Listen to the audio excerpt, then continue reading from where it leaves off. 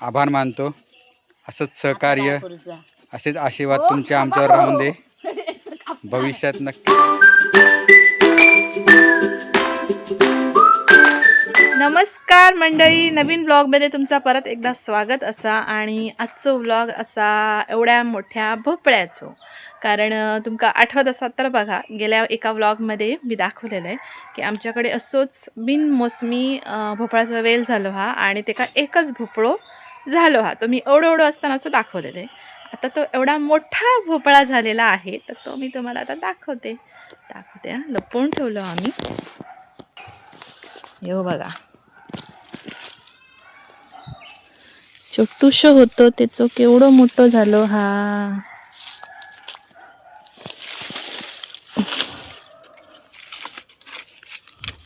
या हो जरा व्यवस्थित दाखवूया.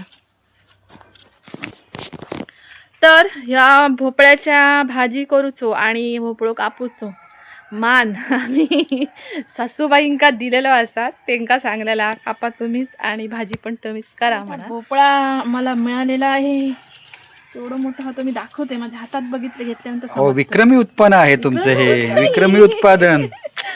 मस्तच झालं. प्रगतशील शेतकरी आहात का तुम्ही? माका जरा ना वाटलेला तेव्हा की बघायचं असं लागलेला ना, खराब होता की काय, पण नाही रवलो. तर असं आमका हो मस्तपैकी भोपळो मिळालो. तुमच्या या शेतीचं जादूचं काय टेक्निक असेल तर काय आमका नाही सांगा. तसलं आम्ही सांगलो नाही. हो, पण असा काही न करता असा काही इतका मोठा भोपळा होतो का? बरोबर. काहीतरी त्याच्यात जादू असणार तुमची. असलं काय नाही. तुम्ही काहीतरी प्रगतशील इतके शेतकरी आहात तुम्ही. उत्सव मूर्तींका बोलवूया, त्यांच्या हस्ते कापूया तो. बोला तुमच्या सासूबाईंना बोलवा. उत्सव मूर्ती इले त्यांच्या शुभ हस्ते, माझ्या शुभ हस्ते दिसतंय. हा, पूर्ण ब्रह्मच्या काय म्हणतात त्या मेन यांच्या हस्ते आज भोपळ्याचं काय म्हणतात ते कापण्याचा कार्यक्रम होत आहे. आणि आपला असा बहुमोल वेळ आज आम्हाला दिलेला आहे आणि त्यांच्या उपस्थितीत आपण भोपळ्याचा आज कापणीचा कार्यक्रम पूर्ण करत आहोत. त्याबद्दल आम्ही त्यांचे खूप खूप आभारी आहोत. तशीच आम्हाला भाजी सुद्धा करून द्यावी. नाही लागणार सुरी तशी. उत्पन्न इतकं चांगलं आलेलं आहे. उत्पन्न इतकं चांगलं झालेलं आहे. प्रगतशील शेतकरीने इतकं चांगलं हे केलेलं आहे की थांबा हो, तुमची कॉमेंट्री तो तिका सुरी लागण ती. थांबा, दुसरी आणते. आपण सर्वजण मी वाईच कापून देते. वेळ काढून उपस्थित राहिलात त्याबद्दल आम्ही सगळ्यांचे आभार मानतो.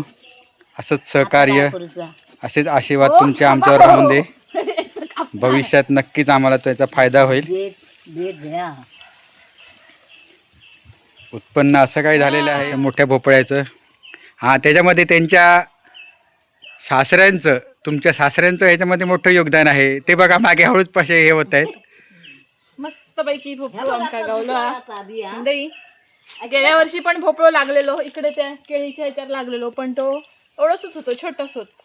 तर ह्यावेळी मोठंस मिळालो. मस्त हलवा करूया भोपळाचा नवीन प्रयोग. काय हे खाकोच खाऊचं देऊचं नाही कोणा. कापा करूया, अर्धो हे करूया, काय म्हणतात ते मित्र परिवाराला वाटूया आणि बाकीच्यांची आपण नवीन प्रयोग केले. ते गाणं आहे पंत गाणं दोईवर घागर काय काय तुम्हीच सांगावं, आम्हाला नाही माहिती.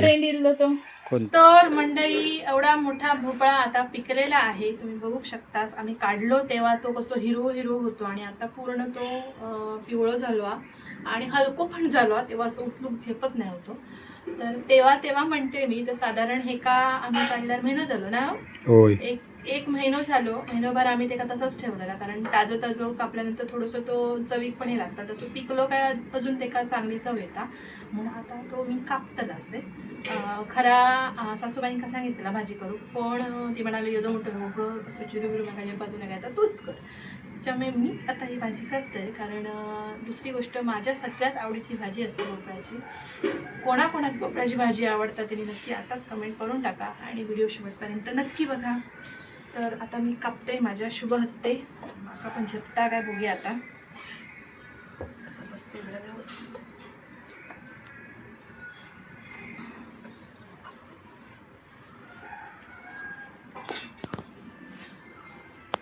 एक दोन तीन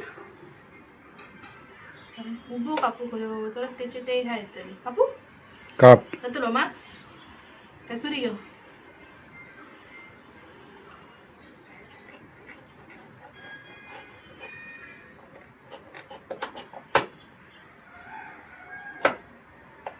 कसं वाटतं सुरीच घेऊ शकते मी.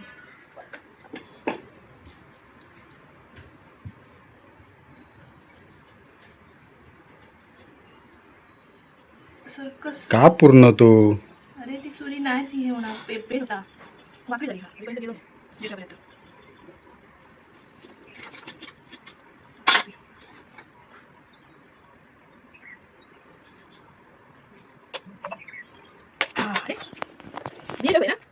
तर कोणा देऊ जा लवकर सांगा पटापट. हा तुमच्या मायराक माझ्या मायराक हा होय माझ्या मायराक एक 2 बेशी देऊ गे. किती रुपये असतं हो एक बेस अशी दुकानात घेऊ गे तिथं? 20 रुपये. हा मंडळी असं सहज एक आठवला म्हणून लगेच सांगते की त्या दिवशी मी जो कैरीच्या कढीचा व्हिडिओ पोस्ट केलेला ते का तोराचं कुटा साराचं मस्त म्हणजे भरपूर चांगलं प्रतिसाद मिळालो. व्ह्यूज पण खूप गेलेले कमेंट्स पण खूप गेले. बट त्याच्यात एक गोष्ट मी विसरलंय आणि दोघा तिघांच्या लक्षात पण येते काही जणांच्या लक्षात पण नाही आली की त्याच्यात मी मीठ घालूकच नाही असा सगळ्या दोघा तिघांनी नोटीस केलं. पण कसं असतं माहिती आहे म्हणजे त्याच्यात पण मी त्यांना सांगितलंय की असा होऊ शकता म्हणजे मीठ घालूक नाही असं नाही मीठ घातलंय मी. पण एडिट करत असताना काय होता कधी कधी एखादं पॅच सोमरी ट्रिम करत असताना रवान जाता.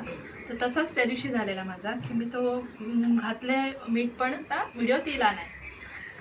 पण लोकांनी लक्षात आणून दिल्याने ह्याचं वाईट वाटणार नाही हे उलट चांगलं वाटतं कारण लोक किती बारकाईने आमचा व्हिडिओ बघतात त्याचा एक खूप जास्त समाधान असा की लोक पूर्ण व्हिडिओ बघतात. आणि मी नंतर सांगितले पण की असं असं आता एडिटिंगमधली मिस्टेक असा खरा मी तर मीठ घातले म्हणजे माझ्या पण लक्षात नाही दिला पण लोकांच्या लक्षात दिला पटकन मला सांगितलं त्यांनी. तर अशी एक आपली गजाल असो हे मी सगळ्यांनी चिरून घेते मग आपण फोडणी करूया.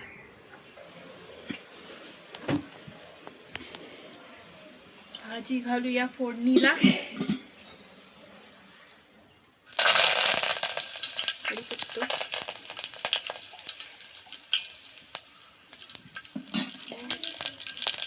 जिरा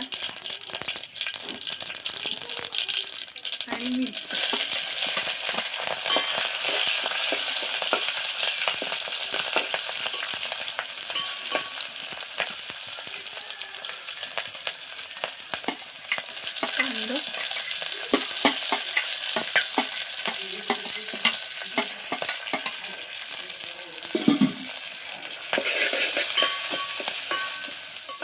हळद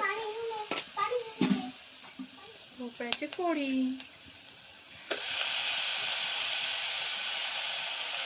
जास्त पाणी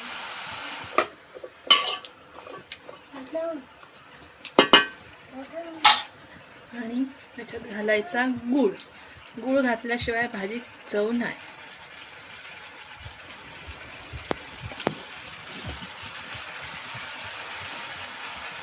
आणि थोडासा पाणी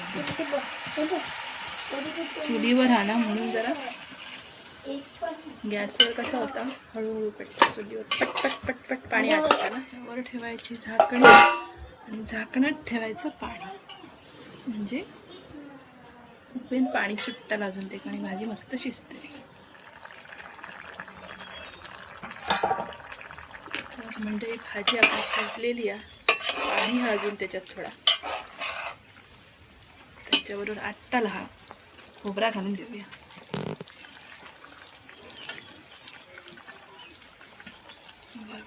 खोबरा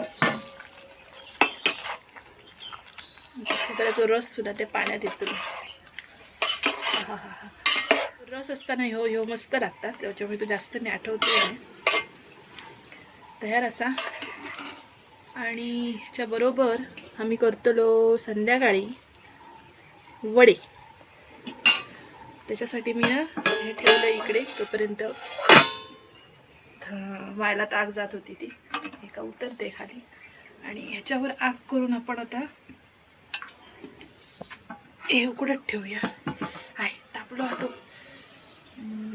संध्याकाळी आपण त्याच्यात गूळ वगैरे घालतलो ह्याच्यात ना नुसते उघडून घेतले हे ह्याच्यात गूळ इतक्यात नाही घालतो. गूळ घातला तर त्याचा पाक तयार होता गुळाचा आताच गुळ घातला होता, त्याच्यामुळे आधी फक्त शिजवून घ्यायचो भोपळो आणि मग शिजल्यानंतर शेवटात त्याच्यात गुळ घालून तर त्याच्यात थोडासा आटवून घ्यायचा आणि मग त्याचे बनवायची पुरी. तर ते आपण संध्याकाळी बनवतो.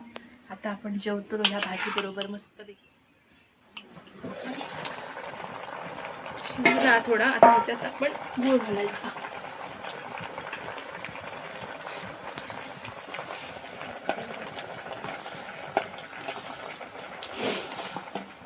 हळद टाकूया, चवीपुरता मीठ. मिक्सरला आपण लावू शकतो, पण ह्याचा जरा टेक्स्चर येतं ना त्या पुरीत तर बरा वाटतं खाताना, मध्ये मध्ये लागतो.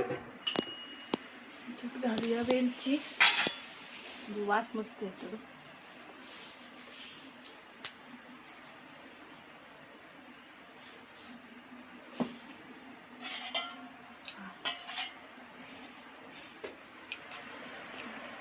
होत नाही ना जास्त, थोडा आधी बघूया.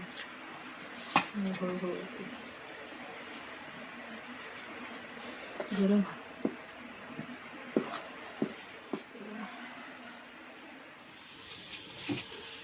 येवा मंडळी, पुरी खाऊ. भोपळ्याचे पुरी, वडे नाही असत, पुरी म्हणा आहे, कारण आम्ही गव्हाच्या पिठाचे केले आहेत आणि वड्याचं पीठ तयार नसल्यामुळे गव्हाच्या पिठाचेच केले. मस्तपैकी फुगतात चुलीवरचे. बरेच जण हे का घारगे वडे असं म्हणतात, वडे केले काय घारगे म्हणतात, ह्याचे भोपळ्याचे घारगे. तर माझ्या ना मैत्रिणीची आई ती जी घारगे वडे बने तर ते भारीच असायचे, ते अनारशासारखी कशी बनवायची. तर मला ते खूप आवडायचे, म्हणजे असले केले ना मला तिची आठवण येता ते वडे खाल्लेल्याची. की परत एकदा ती मी जर रेसिपी तरी विचारून घेऊ होईल की कसे करतात.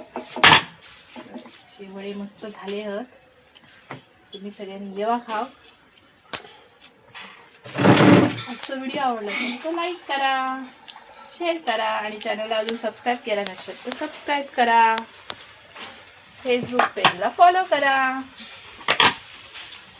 अशा छान छान व्हिडिओसाठी पूर्ण बघत जावा.